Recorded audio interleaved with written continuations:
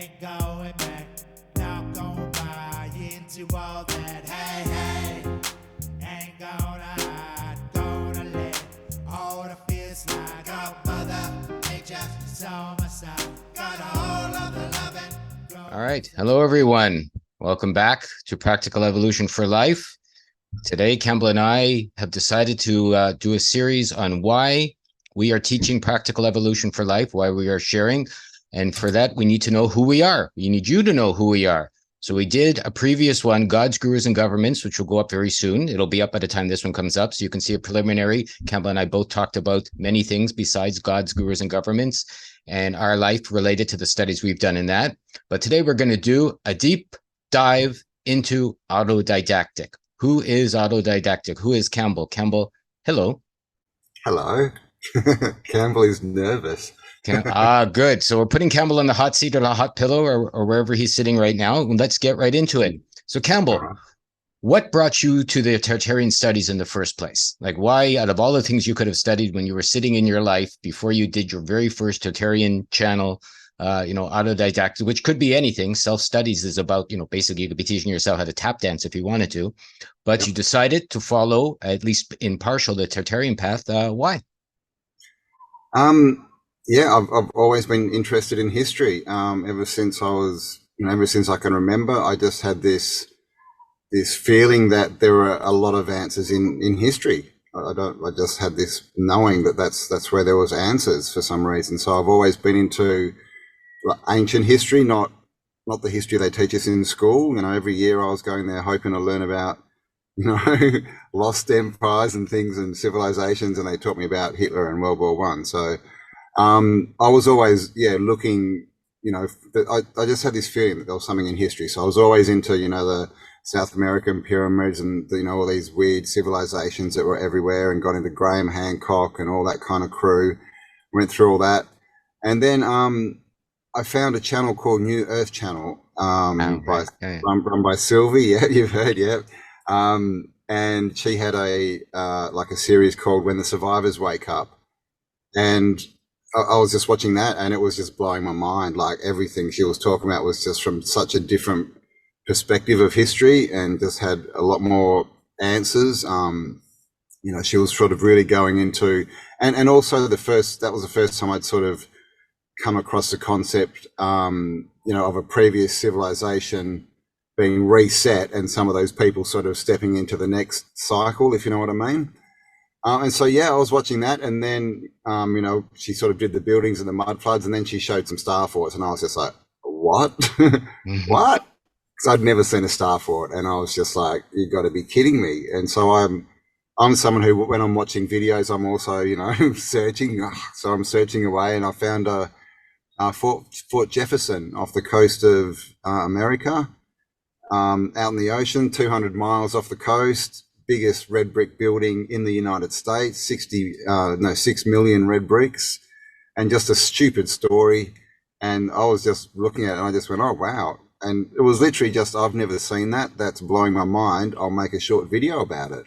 So, and I don't even, wasn't conscious at all. It was really weird. I just sort of made this video and put it up, and, and then sort of came back a week later and had a look at it, and it had like a couple of thousand views. And I was just like, what?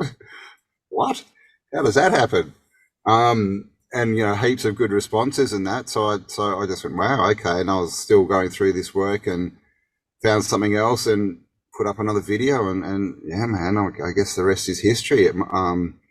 My channel was it pretty much took off from day dot. So I was fairly lucky that way. That was it. It was Sylvie. With Sylvie, how did you choose the name Autodidactic? How did you get to that? I like words, as a lot of people know, all the spells and all that kind of stuff. And I just heard, I don't even know where I heard it, but I heard someone say autodidactic and explain what it was. And I was just like, that's cool. I like that word. And so when I was looking for it, again, it just kind of popped into my head. It wasn't like I didn't go through, what names do I want to do? Or would this be, I just went, got to call it something, autodidactic. Okay. And it was just like that. So it's just a word that I like, and the meaning, and I guess also that I knew a lot of people didn't know the word, didn't know what it meant. And so I guess in a background kind of way, I was trying to get it out into the consciousness a bit. So like your channel's been up for how many years now? Just over 3. So about 3 years. But And yeah, late 2019, the first video went up. 3-4 years. And I've known you indirectly, I guess, a little bit for 2 or 3 years. And from what little I know still about, Cambell, even though I've done 100 videos with him, I noticed your life has changed drastically over the last 3 years, right? From where you were to where you are. Yes. So it's been an interesting ride. Well, can you tie that into your Totalitarian studies at all? It's from personally watching the world being full of, let's say erroneous facts and what you were taught in school and who you are as a man and how it led you to dismantling, let's say, your old life and creating a new one. As people have maybe watched your new dome video you've put up. So you're literally making a new life for yourself far away from where you were. Has that been, reflecting in your Totalitarian studies at all? I mean, a lot has changed in my life since 2019. It's just literally like black and white. Like it's crazy. I was in a job still in 2019, and now I can't even imagine having a job. Like it's just not even in my something I can envision. I think so. I think when in the bigger sort of picture. When I started putting this information out, obviously you get confirmation because, up until then I was the weird guy, right, who was always told to be quiet because I was asking the wrong questions and no one really wanted to touch on these topics. But then when I put out the videos, I realized, wow, there's actually a lot of people out there that are, that can see, that can think, that are autodidactic. And so that's always good, to sort of feel that you're not that crazy. And yeah, I mean, things started changing pretty quick. I mean, obviously the whole, CVID happened, like just a couple of months after I started the channel. And so it just happened. I went into it and I did do a few videos. I think I got about 6 out on what was happening back in March 2020. And that's when YouTube found me after about the 6th one. And I think the 6th one had something like 150,000 views in like an hour, the last one I got up. And then they found it and they just took them all down and they basically locked me out of my channel for about 8 or 9 months at that point. So that's when I had to start. That's why there's an Autodidactic 2. And so that got started. But then once I finally got back on the main channel, I just thought I'll just stick with history or else, I'm not going to have a channel basically. And so the other thing about history is, to me, it's a good wake up tool, right? This whole Tartarian thing, it's a good way to, to wake up people, to show them that there's more. And the thing is with this, it's not so esoteric, right? You can go out and touch buildings, you can see them, you can walk around in them. It's very, tactile. So yeah, that's the other reason I kept going, is because obviously, where we were in 2020. And I thought, well, they're not going to let me talk about what's actually going on. So I'll talk about this and get the same message out, surreptitiously sort of thing. So did that answer the question? I can't even remember the question now. Yes and no. Let's see. What was that 6th video about? Let's go there first. So it was all about what's going on.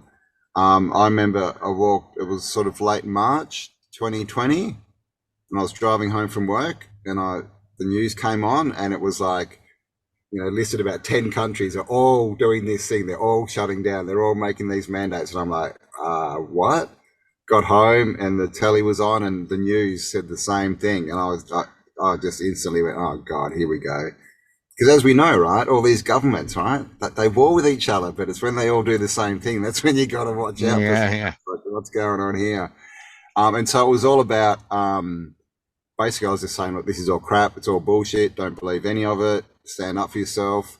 And really, I didn't understand at all any of the stuff that YouTube were doing with the censoring and that. And so I was just going full on. I was just like, this is, like crap, blah, blah, blah. And I was putting a lot of music and songs in there and like making these big kind of, I wish I still had them, but they all got deleted basically.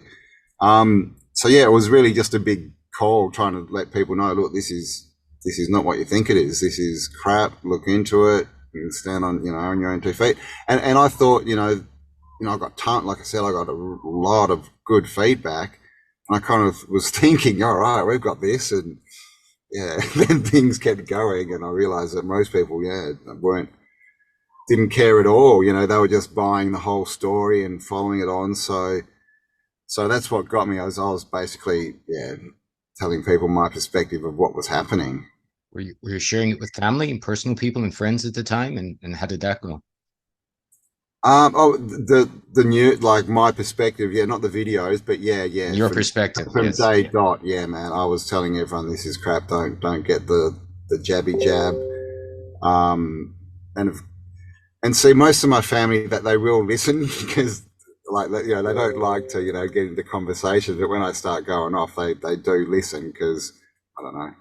I guess I've been right more than I've been wrong, and so I'm lucky. As far as I know, none of my family, immediate or parents and sister, and that none of them have had it. So well, how like paint a picture for us. How did it change your life from when you were in Perth, like living, to where you are now? Like did the CV have anything to do with it? Did the is it the Tertarian stuff? Like, as an example, for me, when I saw the world was more than I thought, I kind of noticed how boring my life was, right? I noticed how boring some of my friends were. I noticed how boring some of my relationships were at the time. I noticed how boring my job was, as you say, you had a job. And so I started to see, wait a minute, there's more potential for life. You start teaching yourself that. And so there was a lot of conflict in my life, right? No doubt about it, with some of the people that were my good friends or were my, my family, my parents, that sort of thing. Did you have any of those sorts of challenges which may have informed where you are right now or what you're doing right now? I had a few challenges. I mean, the last 3 years has been, it kind of feels like I haven't really had much of a choice. Like the universe has just been pushing me into it. It's just been, and I really don't have that much of a choice. I'm just being pushed somewhere. So basically, everything fell apart in 2020. In my job in 2019, I was already starting to sort of get out. Like I was literally having verbal fights with my manager and that, and like full on. Like I got put up in front of the CEO with him and started going at him again. So there was definitely not that I'm the best. I don't like orders anyway, but I was starting to really reject this whole thing of going to work, and that even though I'd done it, I'd normally work for myself, so that was better than having a boss. But so that sort of started happening. What were you arguing about with your boss at the time? Oh, he was just an idiot. He was, because I was working at a theme park, theme park thing, and we were doing all the landscaping and gardening and all that kind of stuff. And he, some idiot that they brought in from over east, and he was a very left brain, like engineering guy who was there to look after the rides, but he was trying to come in and tell us what to do, and he had no knowledge, didn't know what the fuck he was talking about, and he was a power tripper. He just wanted to tell people what to do and for them to comply, and that ain't me. You tell me to do something stupid and I'm going to go, no, explain to me why. And he didn't like that. And don't you? And then it'd be like, dude, I could pick you up and throw you into a tree. Don't do, so he was just a little one of those people, right? And he just rubbed me the wrong way, just really badly. And that's the theme in my life. I don't like being told what to do, especially by stupid people.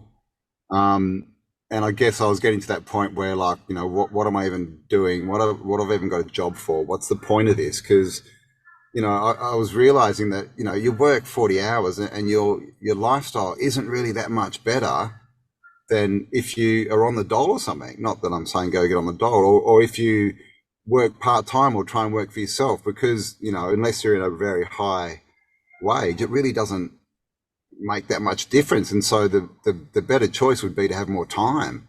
That's kind of where I was, because I really wanted to do stuff that that I was into. So I guess that was the first inkling of it. So the social construct was kind of constricting you? Yeah. Yeah, I mean, it always was. And I guess I was just at the point where, like, I'm over this. And then, yeah, the house of cards just fell over. You know, COVID came in. We all got sacked. Like, they sacked everyone from the whole. It was very strange. First, they told us no, because we used to shut down for 4 months, and they, you know, in winter, they're like, "Oh, we shut down. You'll all be fine. You've all got your jobs. Yeah, no worries." And then the next week, they get us all together. "Oh, you're all fired. Goodbye." And then, literally, like 2 months later, they went and rehired a whole new staff. Mm. So it was very strange. Like, there was weird stuff going on in that place. I think it was a bit of a laundry for money or something. And then, yeah, so then I was, you know, at home, and I just started, you know, I had this channel. By that time, I had a couple of videos up, not heaps. And I thought, well, what am I going to do? You know, I can do this. So I started doing more, you know, started putting more time into it and more research, and everything I put out just got such good feedback, you know, and I'd get another, you know, 1,000 subscribers every video type thing. And so I just kept going, and yeah, it's kind of where I ended up.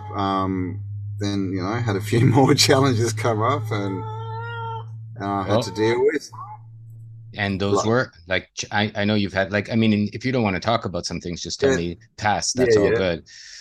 Yeah, we can talk about some of it. So, I wasn't married, but I'd been with my partner for about 25 years at that stage, and that had been kind of, I guess, slowly imploding for a few years. So we ended up breaking up. Then I drove my car into a tree.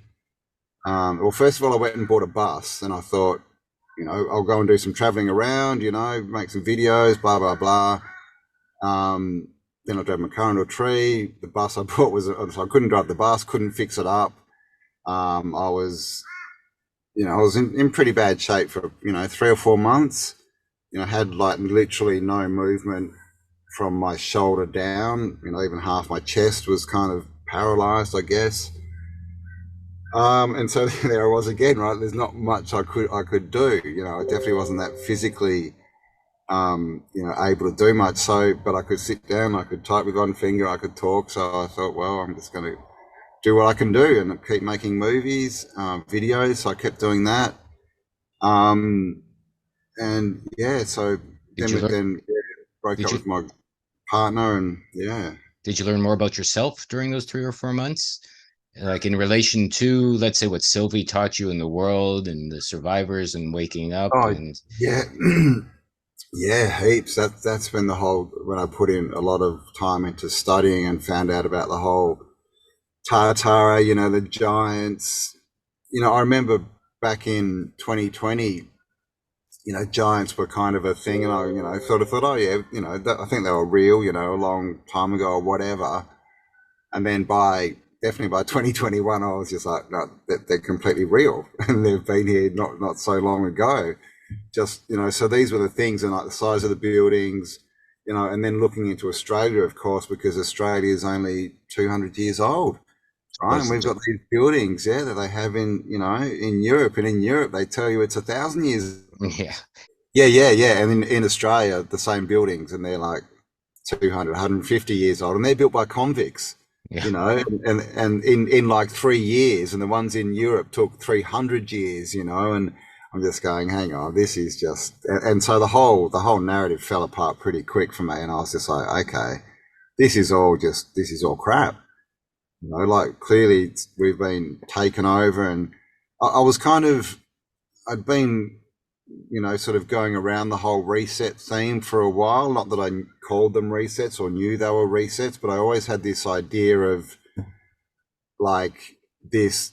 I had this picture in my head of this person. It was like after some massive catastrophe and everything's wiped out, and, you know, some dude, you know, he crawls up on the beach from the water and he survives. And I'm thinking, but it was the wrong dude, right? It was the bad dude, not the good guy. And so everything then got created from that. And I started seeing that. So when resets got introduced to me, like it just fits straight into into what I precession of the equinox and the different ages, and, you know, Zep Tepi, the golden age, and all this kind of stuff. So it just tied it all together that we're in a world of cycles, and it's, you know, from one cycle to the next can be completely different, right? And we just happen to be living in one where, you know, the nefarious ones got control, basically. Well, you and I are doing an event, Practical Evolution for Life, in Florida, October 6th to 8th, a little plug there. So why did you decide to do such an event? Like what attracted you? Like, I know I suggested it, and then we came up with the title and things like that with a friend of mine who helped. Like, so why is this something you want to do? I just like educating or giving. A very a lot of these titles and words I don't like, but I like giving people better questions. Let's put it that way, because you know, my whole life, right, I've always wanted to ask the deeper questions, the harder questions, and no one was ever interested, ever. You know, to the point where it's just like, oh, shut up, you know. So you get to this point where you're not really interested in talking about in these things to other people, because why waste your time if they're just going to, you know, not be interested, you know, think you're an idiot. So I just was doing my research the whole sort of time, and I think I mentioned in the other video we did that I did my first, you know, self-help, whatever you want to call it, course when I was 13, 14. Concepts, you know, power of the mind and all this kind of stuff, and we are the creators got introduced to me. And then I sort of went down that path and was doing a lot in courses and working on them for sort of 5 or 6 years. That culminated in, I was working on kids camps that were a week long, where we'd go and, you know, we'd work with kids and we were teaching them, you know, NLP and meditation and visualization, all this stuff. And, you know, these kids within a week, it's just such a massive change, you know, like we literally had like the real, you know, rough heads from school, you know, the real out the back smoking, and they're like so tough and that, and by the end of the week they're like hugging you and crying, and so I could see this information was really good, and I just, and it was clearly, right, it wasn't even being talked about, let alone taught, you know, in the schools and all this kind of stuff. And so I realized that a lot of people didn't even didn't know about it, because I always had this kind of opinion that most people, you know, sort of knew most of what I knew. And as you get older, you realize how wrong you are, that people just, because I'm, you know, to me, all the information's out there. How do they not know? And I didn't realize that people literally go around like, I don't want to look there, I don't want to look there. And because to me, that's just crazy. I don't even get that concept, you know. If there's information, you know, may as well go and have a look at it. And so, yeah, I just really wanted to get, you know, just give people better questions, let them know that there's alternatives, that they don't have to work within the system. You know, the system's been a big thing for me. I've never liked it. I saw it for what it was when I was very young. And so I guess it's more of an innate thing. I've just got this thing in me that I just, you know, want to make a difference, want to make a change. I don't want to, you know, as we've talked about, I don't want to be on my deathbed going, what did I do? What a waste of time. You know, what effect did I have? Oh, I'm just going to die, and, you know, in 10 years, no one will know I ever even existed, you know. I mean, I definitely didn't want to be there. So I guess it's just a way of, you know, giving back. And to me, it's very similar to the history. To me, they're not that different, right? Is one's sort of telling you, you know, things aren't what you're told. You know, you are the power, you can do more. And the history is things aren't what you've been told.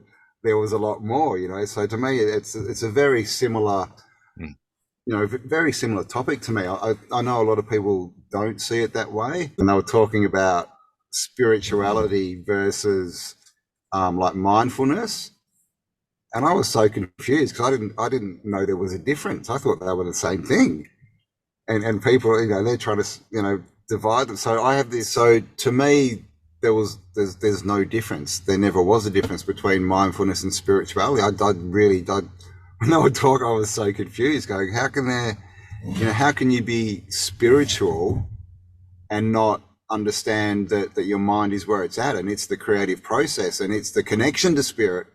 Or how can you be mindful and be learning all this stuff about being a creator, but not think you're spiritual? Like, to me, they're the exact same thing, right? And so I see the world as more as a oneness, if that makes sense. Like, I don't see the divisions so much.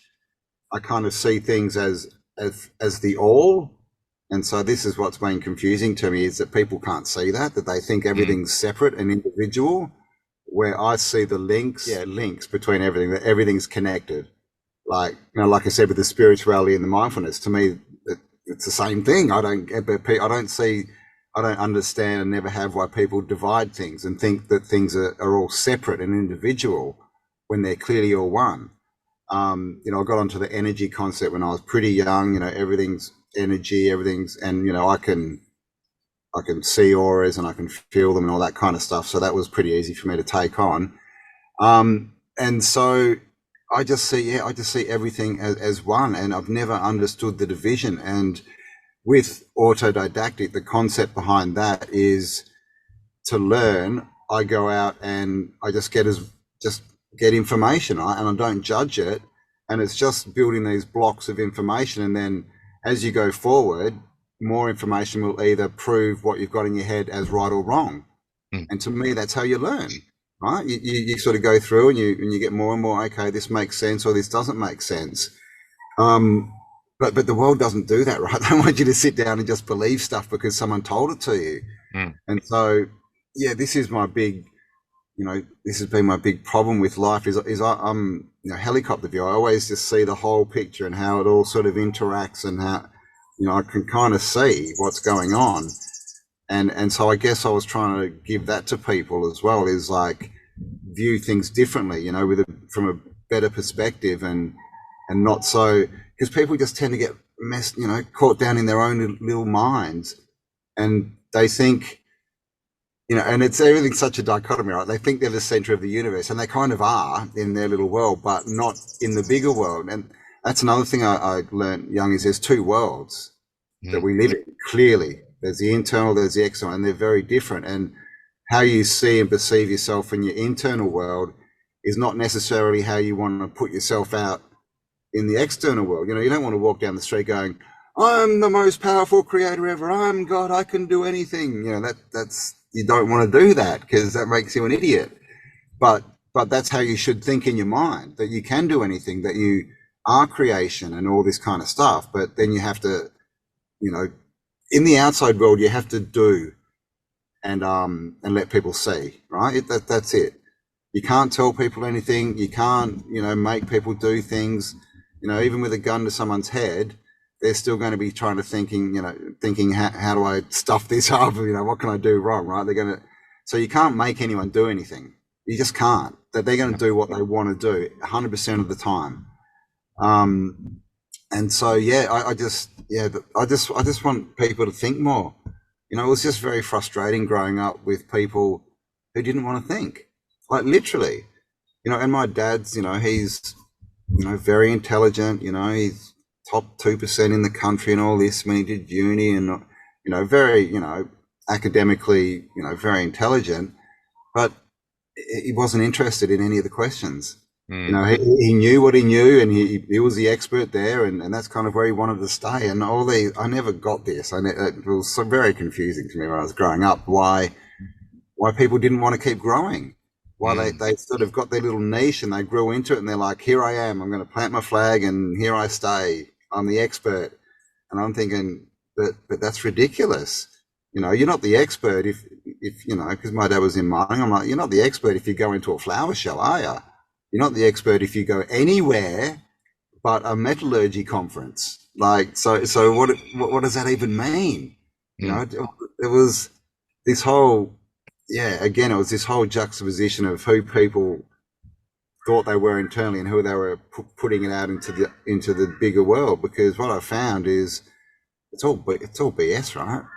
Everyone's just pretending to be someone. We've done lots of shows on this, people wearing masks, having personas, walking around buying the car to try and, impress people in the clothes. And, building up this big thing that they're not, and then going home and crying on the couch, right? Because they're so lonely, and people didn't come up and say, oh my God, you've got an amazing car, you must be amazing.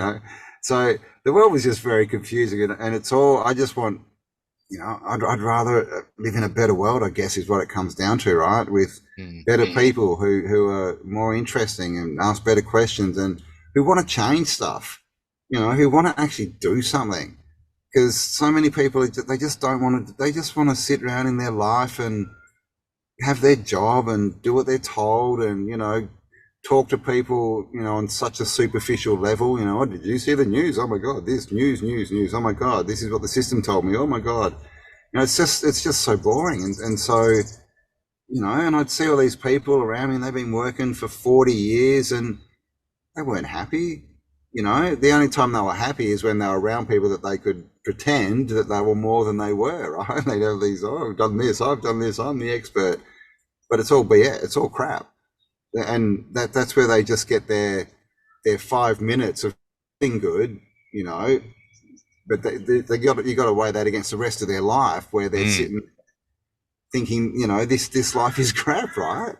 And it's just such a weird thing. I never understood why people didn't actually just go out and do something to make their lives better. They'd pretend, and they'd put just as much or more energy into pretending that they were something, rather than actually just changing and being that something. I was very confused as a child. I was trying to work this world out. It was just like, you people are crazy. I don't get it. You are all crazy. And so that's really the driving force, is I just want to be around less crazy people, right?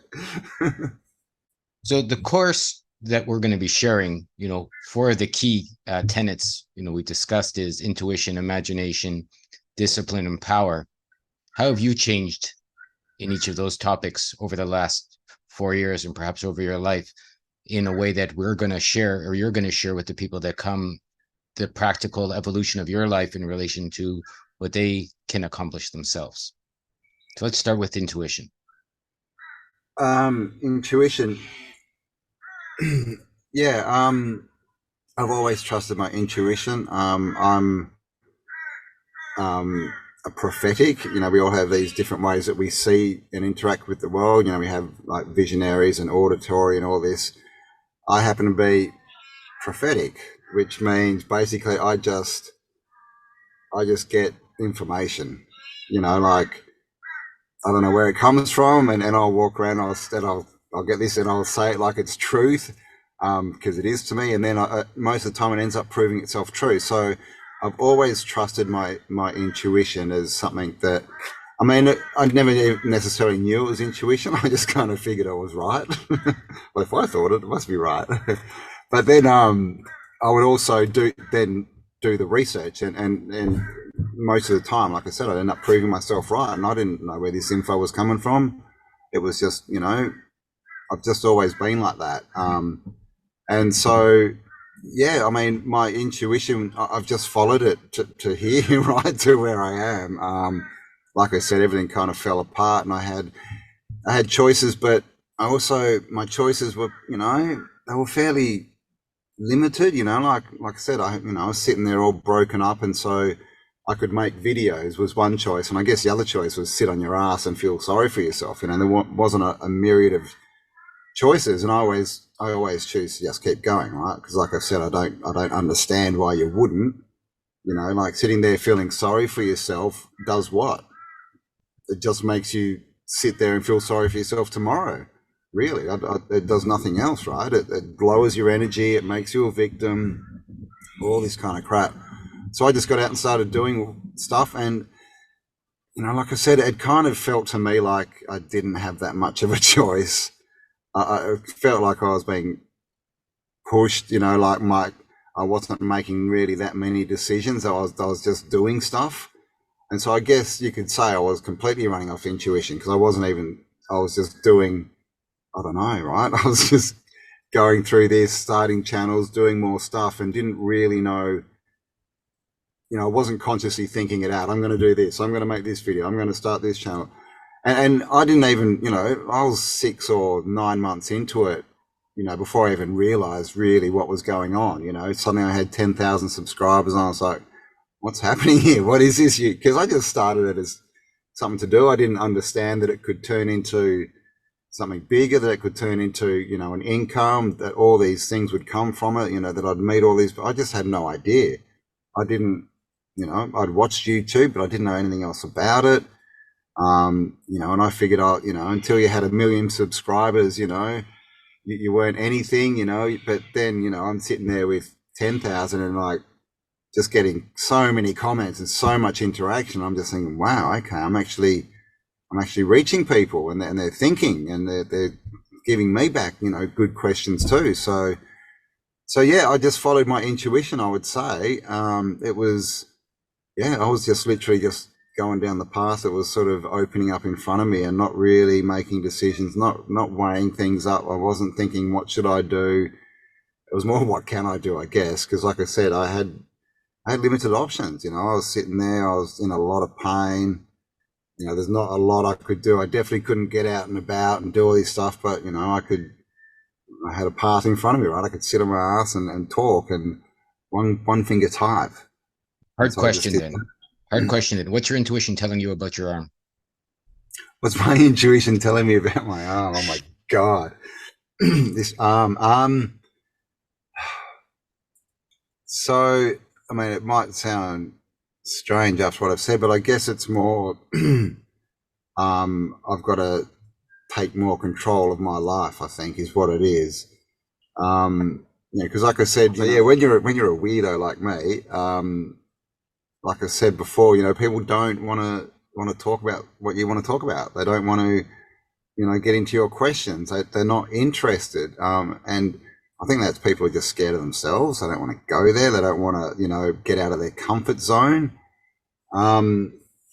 So step back, and I wasn't in, you know, I wasn't out there like forging a path and going after, you know, what I wanted. I kind of ended up, you know, like I said, most of my life I worked for myself, but I did have jobs and that, and I didn't enjoy them. You know, I knew that I shouldn't be there, that I was wasting my time, you know. Because I think I kind of view life differently to a lot of people. You know, people sort of view it as, well, I've got to have a job, pay the mortgage, have kids. So how are we tying this into your arm? So basically, yeah, I'd given away my power.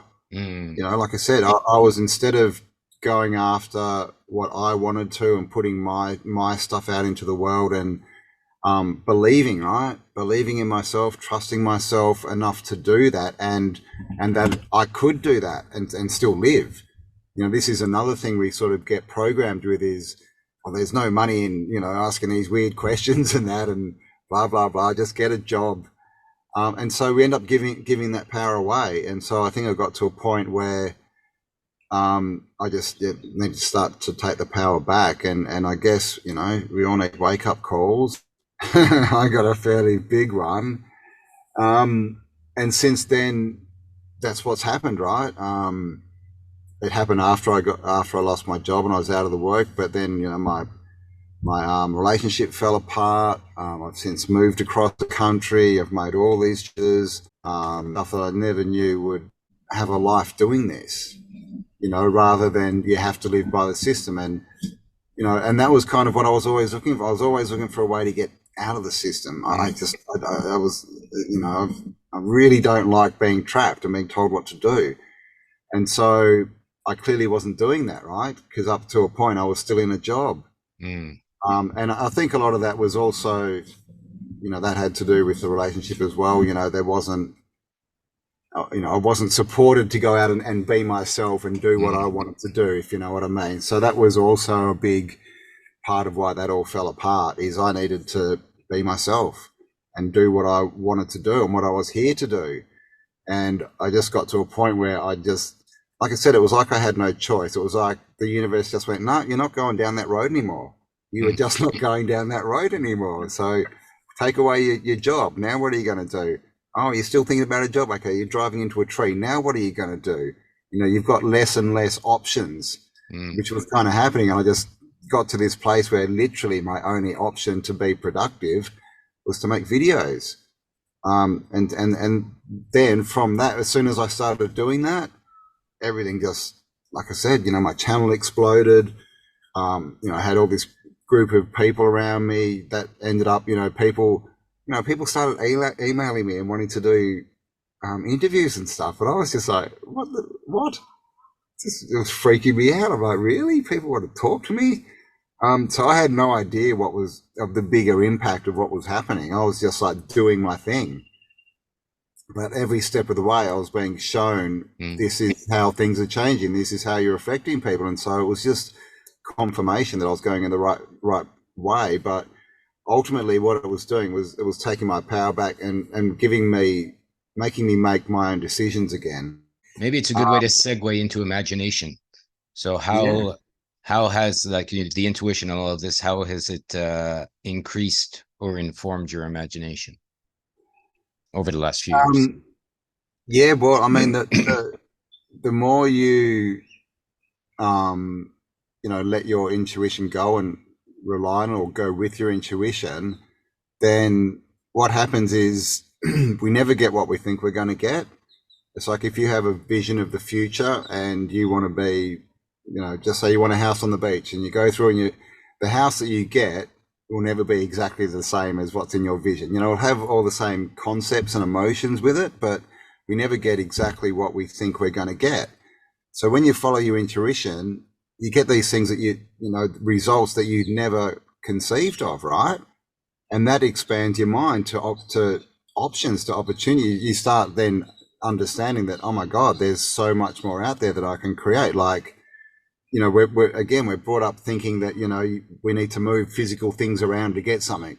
If you want a new car, well, you've just got to work more, get more money, do overtime, whatever, right?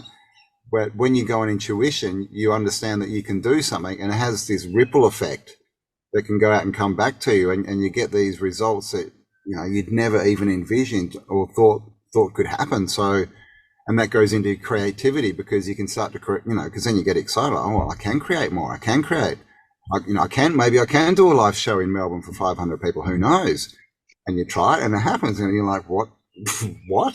What can I do now? And so it pushes you forward and pushes your creativity and your imagination out in front of you. It's this thing of, we can create from our past, right? Walk through life, and if everything's created from our memory, clearly we can only ever get what we've already had. There's nothing new there. But if we can create from the front and, put a vision out in front of us and walk into that, then anything's possible, right? So you're using your intuition to increase your imagination, which is very intelligent, I find. And now, so your discipline. Let's talk about that a bit. Discipline. Oh gosh, how disciplined am I? I always wonder how disciplined I am, and if I am or not. I would say my main discipline is in that I understand that it's all my fault. That's really the main bit of that is whatever happens, it's happening because of what I've done. It might be what I did last week. It might be, a thought that I've, a habitual thought I've had for 20 years, whatever. I've created everything, is how I see it. And that, I don't actually think that's 100% true. I think there is stuff that that can just come into your life. I don't think, I never sat down and envisioned myself driving into a tree or anything, right? So we do have these random things that can come in and slap us in the side of the head. But in general, we create our circumstances. And so if that's the truth, then who are you going to blame? And even if it's not the truth, who are you going to blame? Like I've never, ever heard any experience of someone, having a life, something goes bad, so they run out and blame all these other people and their life changes for the better. Never heard of it. Don't think it exists, right? And so that's my main discipline is, if it is to be, it's up to me.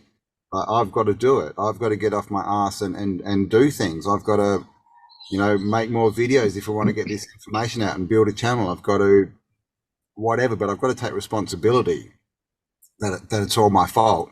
Because if it's not my fault, I can't change it. If it is, I can. And so I think that's, the main sort of discipline I come from. I'm definitely not a regimented person. I have issues with being too disciplined, all these courses and that, and they used to get you to write down bloody 10 things and pros and cons. And, do these whatever, right? Certain things every day. You hear it all the time. Every day, if you meditate and you do affirmations and you stretch, then your life will be amazing. And I was just like, yeah, nah. So in that way, I'm not disciplined. I'm not someone who can live a disciplined lifestyle. Like every day do the same stuff. That to me is really, really, really boring.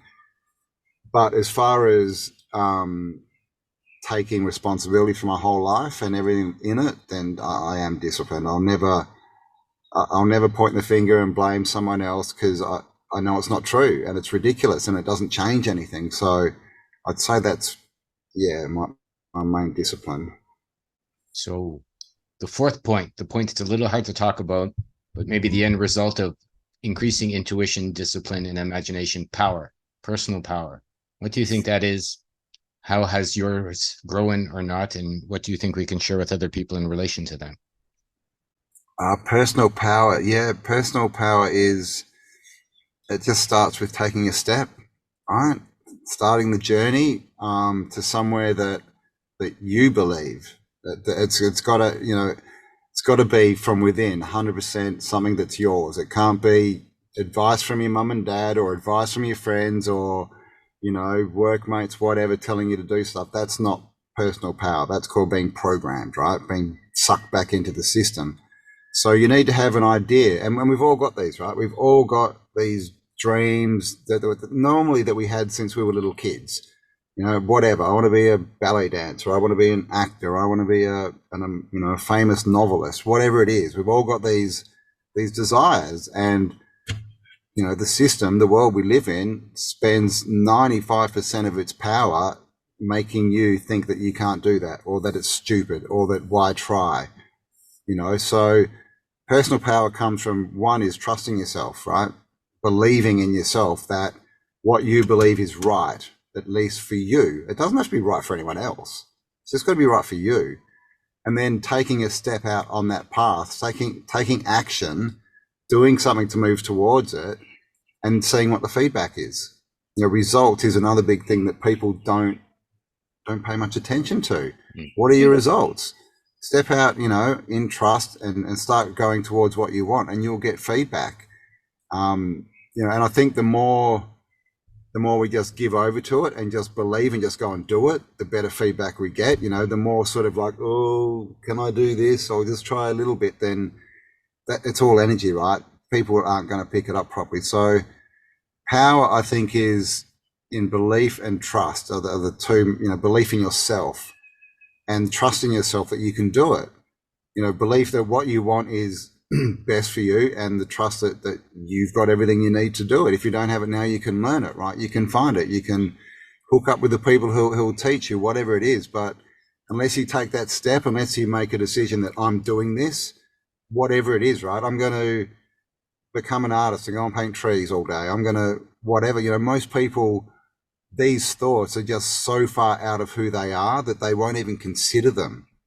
You go and talk to someone who's been in a job for 30 years and say, oh, you're unhappy. What do you really want to do? And they're like, oh, I really just want to drive around Australia and take photos of wildflowers. And well, go and do it. Oh, no, I could never do that. No, but what about the bills? What about this? What about that? Well, all that shit's outside of you. Doesn't matter. Right? What matters is what's inside you, because, when we all leave this plane, what we leave behind is how we affected people. That's it.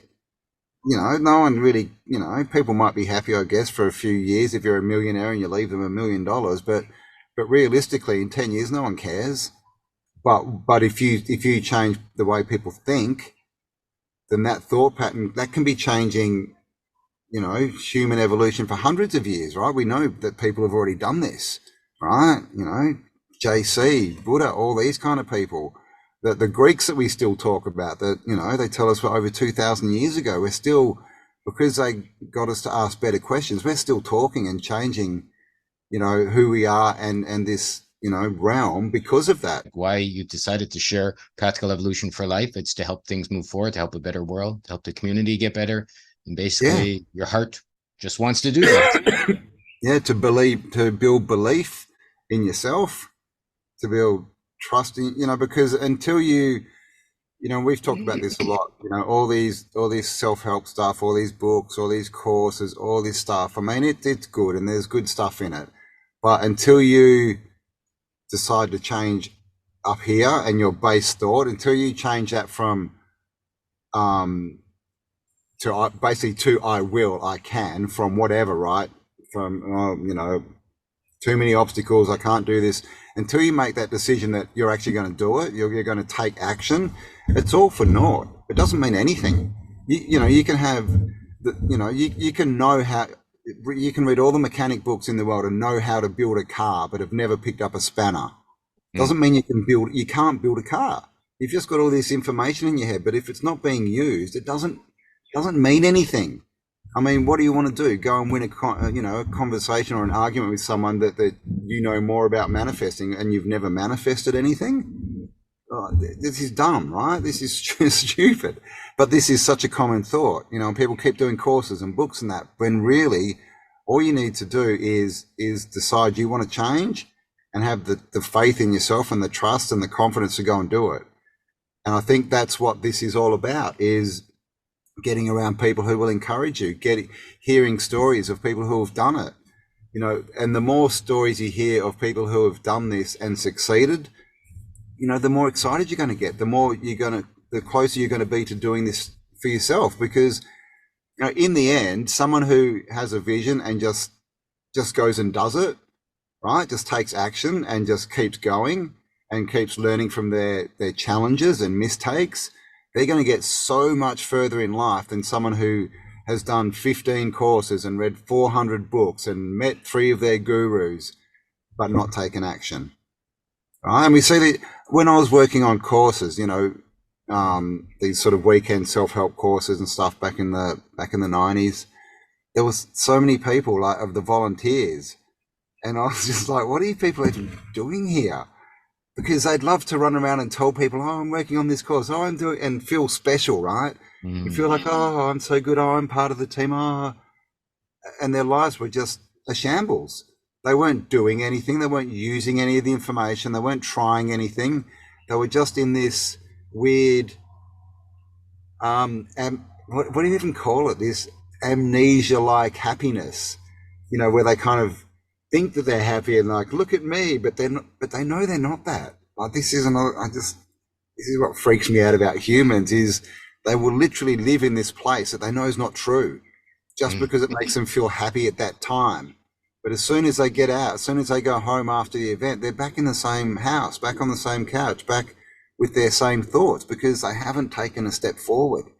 And this was the other thing I said all the time, I've read all these. Have you read this book? I've read this book. Oh, have you seen this? Oh, have you heard this person? Oh my God, I did this course. Oh, I've done 14 courses. Oh, who cares? Who cares? What's your life like? How happy are you? What are you achieving? How have you changed yourself and other people? They're the questions. So yeah, I think that's what it's all about. Is it's not about more information. It's not about, here's some more lists, here's some more things you can do every night, blah, blah, blah. It's really about just take action, believe in yourself, define what you want, and step into it. What is the worst that could happen? Okay, to me, the worst thing that could happen is you don't do that, and you end up in 20, 30, 40 years asking the same questions, feeling the same feelings. Why is this so hard? Oh my God, life sucks. When all you need to do is something different. And people, it really does my head in. People just don't seem to understand this. It's like this, we've been saying on a lot of our podcasts, for things to change, things have to change. And it's that simple. And again, that it took me years to understand that. I used to walk up, for things to change, things have to change, not really understanding what it meant. And then one day I got it and I heard it and I was just like, oh, I have to change me. I have to change my actions and my thoughts for my life to change. Pretty simple, really. And that's the other thing, the truth is simple, right? All these gurus and that, they overcomplicate things. They put too much information in our head and actually unfocus us. Because you think you've got to do this, and am I doing that? Am I doing this? Oh my God, did I do this and this today? When really you just need to be I'm going there. How did I move forward today? That should be it, right? It should be simple. Well, Cambell, this has been great. I want to take the course, and share more with you. It's been an amazing chat in that I've learned more, I've seen more, and I've felt more, and I understand now why you do want to do practical evolution for life, with me, with us in Florida. We have Freedom's Calling You, very much a related course. We will leave the links below. I will get this up after I recommend people watch, God's Governments and Gurus, because Cambell gave a bit of a background previous to this chat on who he is, why he is, and what he's doing. And is there anything you'd like to leave our mutual viewers with on the way out here? Yeah, I'd just say if you want something, do it. Just do it, right? Like how's it going to improve your life? With the money thing, a lot of people, think they've got to hoard money, but really, if you want to change something, you've got to put that value into yourself. You've got to value yourself. Value yourself more than you value your car or your house. If you want to change your life, get out and do something to change it. Don't sit from the sidelines and judge and, oh my God, blah, blah, blah. Or put all these weird thoughts into, well, what if I don't get this? Just get a vision and believe in it. Believe it's going to happen. And then if something, it comes into your thing and your intuition says, I should do that, then do it. The way I look at it, and I've done this, I've spent tens of thousands of dollars on courses, like literally, I wouldn't even know how much, like so much money, so much. Some of them I got absolutely nothing from. Some of them I just got one little tidbit. Some I got a lot from. But the thing is, all that money, I've never thought of it as I'm spending money.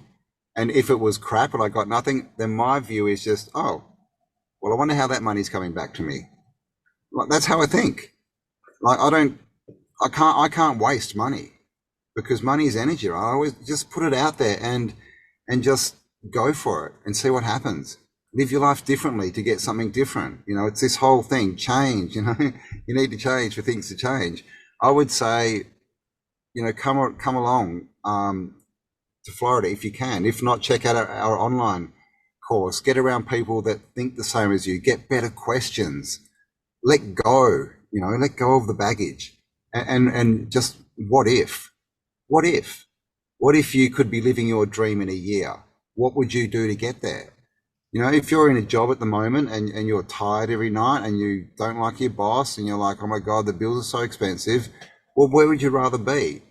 And what if you could get there in a year? What would you need to do? And just start doing it. Because again, what's the worst that could happen? The worst that could happen is you don't do that and you stay in where you are and you don't enjoy your life. You don't inspire people around you. You don't leave any change. That to me is the worst that could happen. So just go for it, guys. Do something different. That's my advice, really is. It's just, I'm sitting out here on a farm now. A year ago, I was in the suburbs of Perth. Just see what happens and go with it and believe that it's all for you, right? This is another thing. I don't believe this is a prison planet. I believe it's all for us. Like everything, the good, the bad, and the ugly. It's all for you. It's all to help you. Doesn't mean it's all easy and comfortable, but if you walk your path, you'll become the person you need to be to step into that life you want. Yep. And so just start doing it. So October 6th, 7th, and 8th, Practical Evolution for Life will be in Florida. Your Freedom's Calling You. It's online right now. We'll leave the links below. A lot of supplements and a lot of tuning forks and a lot of other lovely things that can help you out. And for those of you that might not be able to make it to Florida, let us know. We've been considering doing an online version of our Practical Evolution for Life event, live 3-day event or a live virtual 3-day event. We know not everyone can pick up and travel to Florida. So there's the potential for us to do something around the same time, perhaps also in October, where you can also join us virtually from anywhere you happen to be on this plane and get the same sort of feedback, or at least as best you can without us being face-to-face. So if you're interested in that, let us know as well. We'll see about putting something like that together. And we'd love to see you here, there, and everywhere. Cambell. Indeed, yeah. Thank you so much for being. Thanks for listening. Yeah, it's been great. happy to have getting to know you much better. I'm even looking forward to the event more than I was an hour and a half ago, or however long this chat has gone. So please like and subscribe, pass it along. I'll put this up on my channel. Check out God's Governments and Gurus, which will be up on Cambell's channel once this is released. And like, subscribe, share it around. Questions, intelligent answers, all those things are very welcome. Indeed. And yeah, let us know. You want us to do an online course as well? Let us know, and we'll see what we can do. And most of all, just get out and do it, guys. Start walking towards your better life. I agree. Thank you so much. I'm honored to be a part of this, as I hope you join us. And thank you so much for being here. Love you all very much. Cambell, once again, thanks for being on the hot seat. I appreciate your honesty. Cheers, mate. Thank you. We'll talk again soon. Lie to my heart. No one tells me where I should start. Freedom first is what I say.